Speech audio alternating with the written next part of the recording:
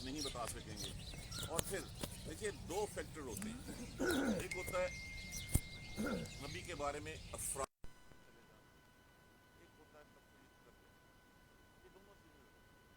نبی کے بارے میں افراد و تفریح یہ کہ موسیٰ عیسیٰ علیہ السلام کے معجزات دیکھ کے اللہ کا بیٹا بنا دیا. اور ہمارے ہاں بھی کچھ ایسے طبقات ہیں جو رسول اللہ صلی اللہ علیہ وآلہ وسلم کو نور ہے. یہ بات ہے. ہم بھی اسی طرح جو افراد میں چلے جاتے ہیں. تو یہاں پہ کلیئرٹی کے ساتھ اس آیت کریمہ میں جو ہے وہ چیزیں جو ہے وہ بیان کی گئی ہیں. کل کہہ دیجئے, اعلان کر دیجئے, انما بے شک, انما انا انا انا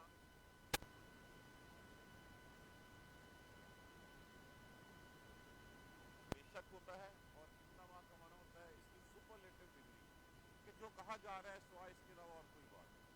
بات یہی ہے, اس کے علاوہ بس بات ختم ہے. کہہ دیجئے انما بے شک, سوائے اس کے کوئی بات نہیں, انا بشر, میں بشر ہوں, میں انسان ہوں, مثلکم تمہارے. نبی صلی اللہ علیہ وآلہ وسلم کی بات ہے. اللہ کہ انما انا بشر مثلکم, کہ میں انسان ہوں تمہارے جیسا. اب دوسری بات تفرید کی جو میں نے بتائی تھی, جو امتیاز حاصل ہے, یوہا وہ وحی کی جاتی ہے, الیہ طرف میری. لفظ کیا ہے, الہ پلس یا, طرف میری.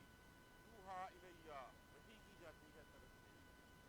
انما بے شک, سوائے اس کے کہ نہیں, کیا وحی کی جاتی ہے, الہ الہ معبود, کم حاضر کی ضمیر لگی ہوئی ہے, الہ واحد, کہ معبود تمہارا ایک ہے, تمہارا خدا ایک ہے. فمن بس جو کوئی کانا ہے, یرجو, یرجو لفظ کس سے ہے, رجا سے. اس کا معنی ہوتا ہے امید رکھنا, اندیشہ بھی ہونا, ڈر بھی ہونا. وہ یرجو بس جو کوئی ہے امید رکھتا, لقاء, لقاء کل بھی ہم نے لفظ پڑھا, اس کا معنی ہوتا ہے ملاقات کرنا, ملاقات رب ہی اپنے پروردگار. بس جو اپنے رب سے پروردگار کی امید رکھتا ہے, امید کرتا ہے, فلیعمل بس چاہیے. لفظ کیا ہے اس میں سے, عمل. سے علیحدہ کر دیجئے, لام علیحدہ کر دیجئے لازم کے لیے, اور یا علامات مضارع آ گیا. فلیعمل بس اس کو چاہیے کہ وہ کرے, عمل صالح, نیک اعمال. جو اپنے رب سے پروردگار کی امید رکھتا ہے, جس کو پتا ہے کہ رب سے ملنا ہے, اس کو چاہیے کہ وہ نیک اعمال کرے. ولا, اور نہ, یشرک, لفظ کیا ہے, شرک, اور نہ وہ شرک کرے, بے عبادت ہی, بے عبادت ساتھ عبادت میں, رب ہی اپنے پروردگار کی, احد اسی کے, اور اپنے پروردگار کی عبادت میں کسی کو شریک نہیں. یہ کون سا شرک ہے, اس کو شرک اصغر کہتے ہیں.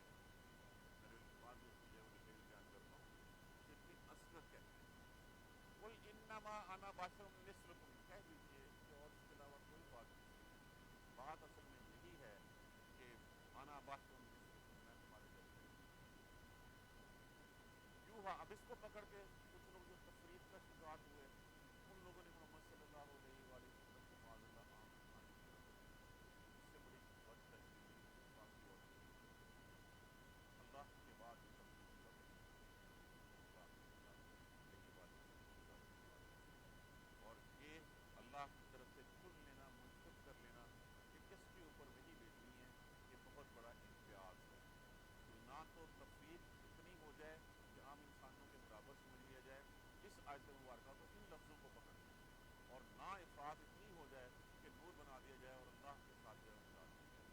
کہہ دیجئے کہ میں بھی تمہارے جیسا ایک انسان ہوں, مثلکم تمہارے جیسا, یوہا مجھ کو وحی کی جاتی ہے, الیہ طرف میری, کیا وحی کی جاتی ہے, انما الہکم الہ واحد, کہ بے شک بات یہی ہے, سوائے اس کے کوئی بات نہیں, کہ معبود تمہارا ایک معبود, ایک الہ ہے اور کوئی نہیں.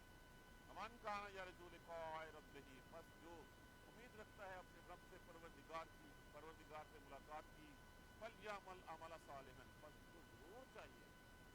لازم کے لیے استعمال ہوا ہے، ضرور چاہیے اس کو کہ جس نے رب سے ملنا ہے وہ نیک اعمال کرے، ولا یشرک بعبادت ربہ احدا، اور نہ وہ شریک کرے اپنے پروردگار کی عبادت میں کسی کو۔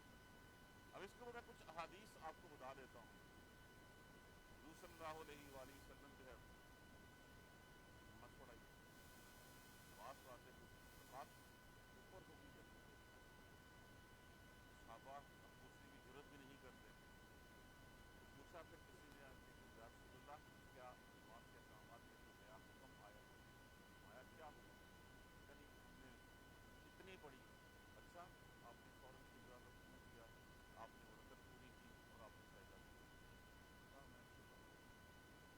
اور پھر ایک اور حدیث میں ہے کہ رسول اللہ صلی اللہ علیہ وسلم نے فرمایا کہ میرے پاس لوگ فیصلہ کروانے آتے ہیں اور ہو سکتا ہے کہ میں کسی کی کرم زبانی سے جو ہے وہ کسی کے حق میں فیصلہ کر دوں، اور جو کوئی ایسا کرے گا وہ اپنے ساتھ آگ میرے پاس سے لے کے جائے گا، تو ہو سکتا ہے کہ میں کسی کی کرم زبانی سے متاثر ہو کے اس کے حق میں فیصلہ کروں، میں بھی تمہارے لیے۔ رسول اللہ صلی اللہ علیہ وسلم جب مدینہ منورہ تشریف لائے تو اس وقت لوگ کھجور میں پیوند لگایا کرتے تھے۔ وسلم نے کہا یہ کیا کرتے ہیں؟ کہ ہم اس پہ بند کرتے ہیں۔ تو آپ صلی اللہ علیہ وسلم نے فرمایا کہ ایسا نہ کرو تو میرے خیال میں بہتر ہے۔ لوگوں نے نہیں کیا، فصل کم ہوئی۔ پھر آپ صلی اللہ علیہ وآلہ وسلم نے کہا کہ اگر میں نیکی کے کاموں کا حکم دوں تو اس کو ضرور مانا کرو، اور اگر میں رائے دوں تو اس کے اوپر مجھ سے بات کر لیا۔ تو یہاں پہ جو ہے کہ انا بشر مثلکم، میں بھی تمہارے جیسا انسان ہوں، لیکن تو بات یہ ہے یوحا الیہ، میری طرف وحی آئی، اور وہ وحی کیا آئی ہے کہ تم سب اللہ کے ساتھ اور لوگوں کو پوچھتے ہو، مجھے وحی آئی ہے کہ میں تمہارا خدا صرف ایک خدا ہے اور میں اسی کی عبادت کرتا ہوں، انما الہکم الہ واحد، کہ بس بے شک بات یہی ہے کہ معبود تمہارا الہ واحد، صرف ایک معبود۔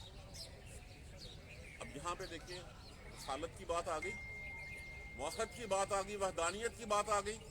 اب تیسری بات کیا ہے؟ تیسری بات ہے آخرت کی، اور آخرت میں کیا ہے؟ فمن یرجو، فمن کان یرجو، بس جو کوئی امید رکھتا ہے، جو کوئی خواہش رکھتا ہے اپنے پروردگار سے ملاقات کی، کہ جس کو پتا ہے کہ میں نے یہاں سے جانا ہے اور جا کے اپنے پروردگار سے ملنا ہے، اور پروردگار کے ہاں میری حاضری ہونی ہے، ملاقات ہونی ہے، تو پھر اس کے لیے نسخہ کیمیا ہمارے ہاتھ میں جو ہے وہ پکڑا دیا گیا۔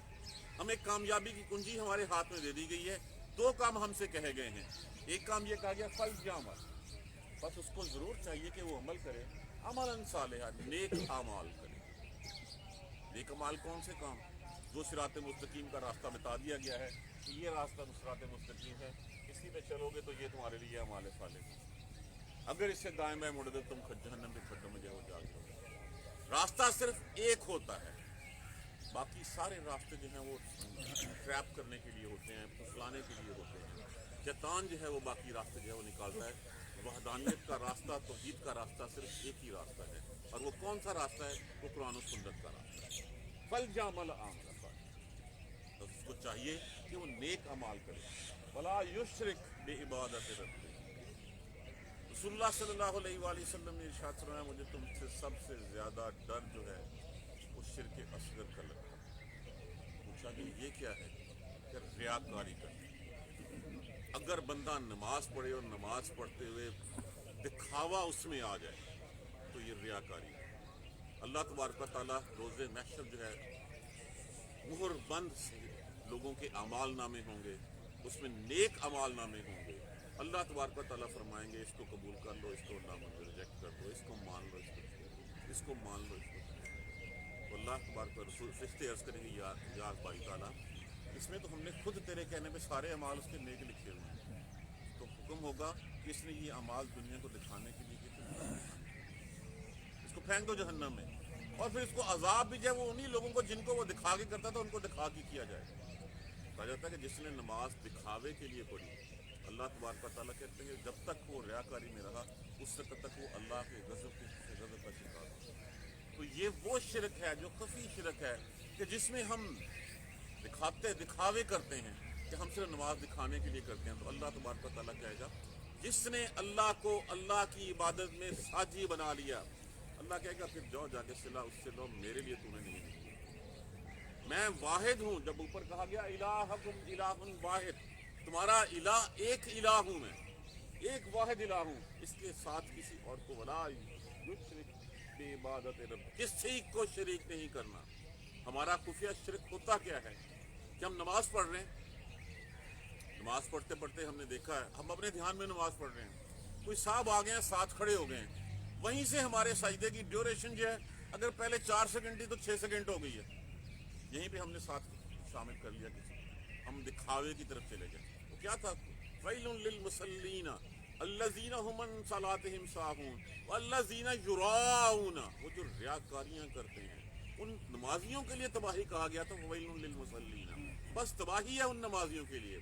تو ہم کوئی بھی کام اگر کسی کو جو ہے وہ ایک نامور عالم ہوگا وہاں پہ، ساری عمر اللہ کے نام کی تبلیغ کرتا رہا ہوگا، اور اس دن حکم ہوگا کہ جہنم میں پھینک دو، کہ اللہ میں تو ساری عمر تیرے نام کی جو ہے وہ مالا جپتا رہا، تیرا پیغام دیتا رہا، نہیں، تیرے پیش نظر تیرے ذہن میں جو بات تھی وہ بات یہ تھی کہ لوگ تجھے نامور عالم کہیں، لوگ تیرے نام کے، تو ہاں تو لوگوں میں تیری بڑی شہرت ہو گئی تھی، لوگ تیرے نام کے کہتے تھے کتنا بڑا عالم ہے، تو نے تو اس لیے کیا، تو نے مجھے راضی کرنے کے لیے تھوڑی کیا تھا، جہنم میں پھینک۔ ایسا ہی سخی ہوگا ایک، وہ سخی سخاوت اس کی مشہور ہوگی، اس کو بھی جہنم میں پھینکنے کا حکم دے دیا جائے گا، کہ اللہ تعالیٰ میں تو سارے عمر تیری راہ میں جو ہے وہ دیتا رہا، نہیں کہ تو دیتا صرف اس لیے لگا تو دکھاوا چاہتا تھا، لوگ کہیں کہ ہاں فلاں بندہ بڑا سخی ہے، تو نے لوگوں کو دکھایا، اب جا کے صلہ بھی نہیں سے لے۔ ایک شہید آئے گا اور اس حالت میں آئے گا کہ اس کے زخموں سے خون بہہ رہا ہوگا، اور وہ آئے گا اور اس کو بھی جہنم میں پھینکنے کا حکم دے دے گا، اللہ میں تیرے لیے کٹ مرا، میرے لیے کٹ نہیں مرا، تو چاہتا تھا کہ لوگ کہیں گے بہت بہادر ہے، بہت جری جوان ہے، اس کی قصے جو ہے وہ مشہور ہو جائیں، تو نے اس لیے کیا تھا۔ تو یہ وہ شرک ہے، یہاں پہ بھی اللہ کے ساتھ کسی کو ساجیدار بنا لیا، وہاں پہ اللہ کا غیظ و غضب شروع ہو گیا، کہ جو کچھ کرنا ہے وہ اللہ کی رضا کے لیے کرنا ہے، جو کچھ، اور اس میں کسی ایک کو بھی ساتھ جو ہے وہ شائبہ تک نہیں ہونا چاہیے کہ ساتھ اس میں کسی اور کو۔ نماز کے لیے جاتے ہیں تو نماز صرف اللہ کی وحدہ لا شریک اللہ کے لیے پڑھیں، لوگوں نے نماز اس لیے پڑھی کہ دکھاوے کے لیے، تو پھر جاؤ دکھاوے سے۔ روزہ اس لیے رکھتے ہیں تاکہ پوچھا ہے کہ ہاں بھی روزہ رکھا ہے جی روزہ، لیکن لوگوں کو دکھانے کے لیے، زکوٰۃ خیرات دیتے ہیں لوگوں کو دکھانے کے لیے کرتے ہیں، کوئی بھی عمل کرتے ہیں دکھاوا مقصود ہوتا ہے، تو یہ ہے وہ شرک خفی جس کے بارے میں فرمایا گیا کہ مجھے سب سے بڑا ڈر جو ہے وہ لوگوں سے اس کا ہے۔ لوگ نہیں پوجیں گے جا کے بتوں کو، لوگ نہیں چڑھاوے چڑھائیں گے، نہیں سجدے کریں گے، وہ صرف اللہ کے لیے ہوں گے، لیکن ان کے دل میں جو ذہن میں جو بات ہوگی، اور وہ بات جیسے ہی جو ریاکاری والی آ جائے گی تو پھر ان کا جو ہے حساب علیحدہ ہوگا۔ یہی بات رسول اللہ صلی اللہ علیہ وسلم کو حکم دے کے کہا گیا کہ مجھے وحی کس بات کی جاتی ہے کہ میں تم سب کا الہ ایک الہ ہوں، میرا کوئی ساجی نہیں ہے، کوئی شریک نہیں ہے، اور اگر تم چاہتے ہو اور اگر تمہیں امید ہے، اگر تم خواہش رکھتے ہو مجھ سے ملاقات کرنے کی، تو دو کام کرنا، ایک عمل صالح کرنا، نیک اعمال کرنا، اور دوسرا میرے ساتھ کسی کو ساجی نہ بنا۔ اگر تم نے یہ دو کام نہ کیے تو پھر میرے ساتھ ملاقات نہیں تمہاری ہوگی، پھر تم علیحدہ ہوگے۔ ایک دیکھیے اس میں پہلا پیغام رسول اللہ صلی اللہ علیہ وآلہ وسلم کے بارے میں، کہ رسول اللہ صلی اللہ علیہ وسلم کے بارے میں دیکھیے، پھر دہرا رہا ہوں کہ لوگ افراط و تفریط کا شکار ہو جاتے ہیں۔ بتائیے کہ نابینا کو بینا ہوتے دیکھ کر، مردہ کو زندہ ہوتے دیکھ کر، لوگوں نے عیسیٰ علیہ السلام کو اللہ کا بیٹا بنا دیا، اللہ کے ساتھ ساتھی بنا دیا۔ کیا پیارے رسول صلی اللہ علیہ وآلہ وسلم کے معجزے کم؟ کہیں زیادہ معجزے ہیں، قرآن سب سے بڑا معجزہ ہے۔ عیسیٰ علیہ السلام کے معجزے تو ان کے ساتھ ہی ختم ہو گئے، اس کے بعد تو کسی نے نبینا کو بینا کیا، کسی نے مردہ کو زندہ نہیں کیا، کسی نے کوڑی کو ٹھیک نہیں کیا۔ پیارے رسول اللہ کا معجزہ یہ ہمارے سامنے ہے، جس کو ہم اس وقت بھی بیٹھے پڑھ رہے ہیں، جو آج بھی ہمیں جو ہے وہ ہدایت کا راستہ دکھا رہا ہے۔ تو پھر ایک تو یہ ہے کہ اس لیول پہ مت لے جایا جائے جہاں پہ جو ہے لے جایا جائے جس لیول پہ جب وہ عیسیٰ علیہ السلام کو لے جایا، کہ جہاں پہ انسان سمجھنا ہی نہ ہو۔ فرمایا میں تمہارے جیسا انسان ہوں، میں شادیاں کرتا ہوں، میں نکاح کرتا ہوں، میں کھانا کھاتا ہوں، جو انسانی حاجات ہوتی ہیں وہ مجھے بھی حاصل ہوتی ہیں، مجھے بھی ہوتی ہیں، تو ویسے تمہارے، لیکن فرق کیا ہے تم میں اور مجھ میں؟ فرق یہ ہے کہ مجھ پہ اللہ کی وحی آتی ہے، اور اللہ کی وحی کس پیغام کی آتی ہے؟ کہ تمہارا خدا صرف ایک ہے، تم نے جو اتنے معبود گڑھ رکھے ہیں یہ غلط ہیں، تو لوگوں اس بات کو توجہ سے سنو، انما الہکم الہ واحد، اس کے علاوہ اور کوئی بات نہیں ہے، کہ الہ تمہارا صرف ایک الہ ہے، جس کے دل میں خواہش جاگ رہی ہے اللہ سے ملاقات کرنے کی، اس کو چاہیے نیک اعمال اور اس کے ساتھ شریک۔ یہ جو شرک خفی ہے نا، اس سے بہت احتیاط کرنے کی ضرورت ہے، بہت بچنے کی ضرورت ہے۔ ہم ایک صحابی تھے، رسول اللہ صلی اللہ علیہ وسلم سے فرمایا، رسول اللہ صلی اللہ علیہ وسلم کے پاس آئے اور عرض کیا، یا رسول اللہ، میں اللہ کے لیے نمازیں بھی پڑھتا ہوں، روزے بھی رکھتا ہوں، میرے دل میں یہ خواہش بھی جاگتی ہے کہ لوگ میری اس نیکیوں کی تعریف کریں۔ اب صلی اللہ علیہ وسلم نے کوئی جواب نہیں، اس سورہ میں یہ آیت تھی کہ بس جس نے عبادت کسی اور کو، جب یہ سوچ لیا ساتھ کہ میں کروں تو اللہ کے لیے اور لوگ بھی میری تعریف کریں، تو منع فرما دیا گیا، وَلَا يُشْرِكْ بِعِبَادَةِ رَبِّهِ أَحَدًا، بس میرے اللہ شریک کرے نہیں میری عبادت میں کسی اور کو۔ تو یہ پیغام ہے، یہ نسل ہے، یہ ٹرکس ہے سورہ مبارکہ، یہیں سے یہ سورہ مبارکہ شروع ہوئی تھی۔ اور وہی پیغام دیکھیے، جہاں پہ لا الہ الا اللہ آتا ہے، ساتھ محمد رسول اللہ آتا ہے۔ پچھلی آیت کریمہ میں اللہ تبارک و تعالیٰ کے کلمات کے بارے میں کہا گیا کہ سمندر ختم ہو جائیں گے، سب کچھ ختم ہو جائے گا، اللہ کا نام باقی رہے گا، اللہ کے کلمات باقی رہیں گے۔ اور ساتھ ہی یہ بھی کہہ دیا کہ لوگ آئے تھے آپ کے پاس پوچھنے کے لیے، غیب کی خبریں جاننے کے لیے، تو بتا دیجئے میں غیب نہیں جانتا، میں تمہارے جیسا انسان ہوں، جو تم نے پوچھا وہ میں نے تمہیں بتا دیا، صرف یہ کہ میری طرف اللہ نے وحی کی اور وہی آئی، میں نے تمہیں ذوالقرنین کا قصہ بھی سنا دیا، میں نے خضر کا قصہ بھی سنا دیا، میں نے اصحاب کہف کا قصہ بھی سنا دیا۔ یہ اگر میرے پاس اللہ کی وحی نہ آتی تو مجھے کیا پتا تھا کہ دیوار کے پیچھے کیا ہوتا۔ تم نے تو میرا امتحان لینا چاہا تھا، میں بھی انسان ہوں لیکن میرے پاس اللہ کی وحی آتی ہے، میں اللہ کا سچے نبی ہوں۔ تو اللہ ان کو کیا تھا، وہ یہی تھے کہ وہ اللہ کا سچا نبی نہیں مانتے، وہ جھوٹ کہتے تھے، وہ کہتے تھے اپنے پاس سے گھر لایا ہے، قرآن بنا لیا۔ تو کتنی دفعہ قرآن پاک میں چیلنج کیا کہ جو اس جیسی بات جو ہے وہ اور بناتے ہو، سارا قرآن نہیں لا سکتے، کچھ پارے لے ہو، ایک سورت ہی بنا کے لے آؤ، کچھ ہی لے آؤ۔ تو لوگوں، میں تمہارے جیسا انسان ہوں لیکن اللہ کی میرے پاس وحی ہے، اور وہی یہی ہے، وہی وحدانیت کی وحی ہے، موحد ہونے کی وحی ہے کہ اللہ کے علاوہ کسی اور کی نہیں۔ اور جس کو پتہ ہے کہ اللہ کے پاس جانا ہے وہ نیک اعمال کرے اور اس کے ساتھ کسی اور کو شریک نہ کرے۔ جزاک اللہ خیر۔ سبحانک اللہم و بحمدک، اشہد ان لا الہ الا انت، استغفرک و اتوب الیک۔ الحمدللہ رب العالمین۔ آج سورہ کاف جو ہے وہ ہماری مکمل ہے۔ سورہ کاف میں دیکھیے دجال کے فتنے کی بات کی گئی ہے۔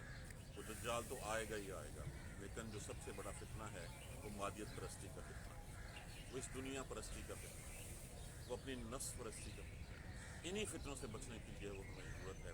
اس سورہ مبارکہ کو پڑھنے سے وہ وحدانیت کا سبق ملتا ہے ہمیں، وہ موحد ہونے کی جو ہے وہ ہمیں تلقین کی جاتی ہے کہ صرف اللہ ایک ہے، اس کے علاوہ اور کوئی الہ نہیں ہے، تمہیں اسی کے راستے پہ چلنا ہے۔ تو اگر ہم اس دنیا پرستی کے شرک سے بچ گئے، اس سے بچ گئے، تو پھر ہم کامیاب ہو گئے۔ اگر ہم نے اپنے نفس کے پیچھے لگ کے اس دنیا کے پیچھے چلنا شروع کر دیا، دنیا کی رنگینیوں میں کھو گئے، تو پھر ہمارا انجام جو ہے وہ اچھا نہیں ہوگا۔ اللہ تبارک و تعالیٰ ہمیں قرآن سمجھ کر پڑھنے اس پر عمل کرنے کی توفیق عطا آمین۔ فرمائے۔ جزاک اللہ خیر۔ اعوذ باللہ من الشیطان الرجیم، بسم اللہ الرحمن الرحیم۔ الحمدللہ رب العالمین، الحمدللہ رب العالمین، الحمدللہ رب العالمین۔ اللہم صلی علی محمد وعلی آل محمد کما صلیت علی ابراہیم وعلی آل ابراہیم انک حمید مجید۔ اللہم بارک علی محمد وعلی آل محمد کما بارکت علی ابراہیم وعلی آل ابراہیم انک حمید مجید۔ ربنا لا تؤاخذنا ان نسینا واخطأنا، ربنا ولا تحمل علینا اصرا کما حملته علی الذین من قبلنا، ربنا ولا تحملنا ما لا طاقة لنا به واعف عنا واغفر لنا وارحمنا انت مولانا فانصرنا على القوم الكافرين۔ آمین۔ ربنا لا تزغ قلوبنا بعد إذ هديتنا وهب لنا من لدنك رحمة إنك أنت الوهاب، رب اغفر وارحم وأنت خير الراحمين۔ یا رب ارحمهما كما ربياني صغيرا، آمین۔ یا رب ارحمهما كما ربياني صغيرا، یا رب ارحمهما كما ربياني صغيرا۔